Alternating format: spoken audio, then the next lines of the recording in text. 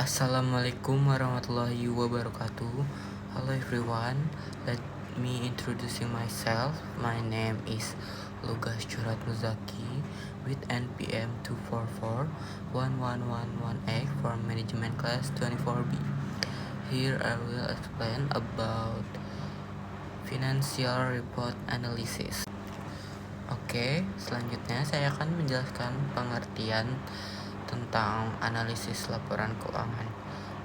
Analisis laporan keuangan itu adalah proses mengubah data laporan keuangan menjadi informasi yang bermanfaat untuk pengambilan keputusan. Dengan analisis ini, kita bisa mengetahui apakah perusahaan sehat, menguntungkan, dan mampu memenuhi kewajiban. Selanjutnya, Tujuan yang pertama itu menilai kinerja perusahaan. Yang kedua, mengukur tingkat profitabilitas dan efisiensi. Yang ketiga, ada menilai kemampuan perusahaan membayar kewajiban. Yang keempat, ada membantu investor, kreditor, dan manajemen dalam mengambil keputusan. Dan yang terakhir itu ada memprediksi kondisi perusahaan di masa depan. Selanjutnya ada jenis-jenisnya. Yang pertama itu neraca. Neraca ini menunjukkan posisi aset, kewajiban, dan ekuitas. Yang kedua ada laporan laba rugi, yaitu menunjukkan pendapatan, beban, dan laba. Yang ketiga ada laporan arus kas. Ini menunjukkan pergerakan kas. Dan yang terakhir ada catatan atas laporan keuangan. Ini memberi penjelasan di sedetail-detailnya. Selanjutnya ada teknik analisis laporan keuangan. Yang pertama itu analisis rasio keuangan. Yang kedua analisis tren atau horizontal analysis. Yang ketiga ada analisis vertikal. Yang keempat ada analisis perbandingan.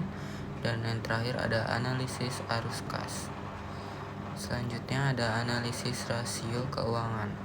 Yang pertama itu ada rasio likuiditas, mengatur kemampuan perusahaan memenuhi kewajiban jangka pendek.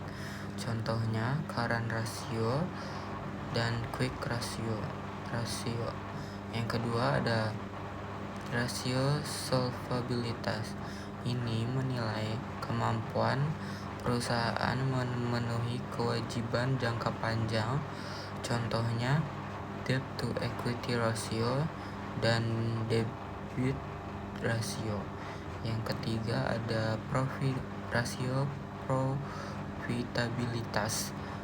Ini menilai kemampuan menghasilkan laba. Contohnya net profit margin, ROA dan ROE. Dan yang terakhir ada rasio aktivitas, mengukur efektivitas dalam mengelola aset. Contohnya inventory turnover dan total asset turnover. Selanjutnya ada kesimpulan. Kesimpulan pada materi hari ini adalah analisis laporan keuangan sangat penting untuk memahami kondisi kinerja dan potensi masa depan perusahaan. Dengan menggunakan berbagai teknis analisis, kita bisa menghasilkan informasi yang akurat untuk pengambilan keputusan yang lebih baik.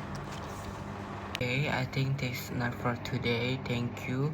Wassalamualaikum warahmatullahi wabarakatuh.